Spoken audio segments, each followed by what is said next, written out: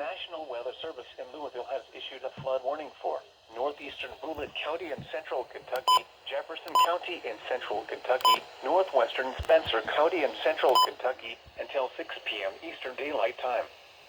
At 3:42 p.m. Eastern Daylight Time, local law enforcement reported flooding and closed roadways in the warned area due to thunderstorms earlier in the day. Light to moderate rainfall will persist for the next hour or two. Some locations that will experience flooding include Louisville, Jeffersonville, New Albany, Jeffersontown, St. Matthews, Shively, Shepherdsville, Middletown, Douglas Hills, and Earlsbourne. Additional rainfall amounts of 0.1 to 0.5 inches are possible in the warned area. Turn around, don't drown when encountering flooded roads.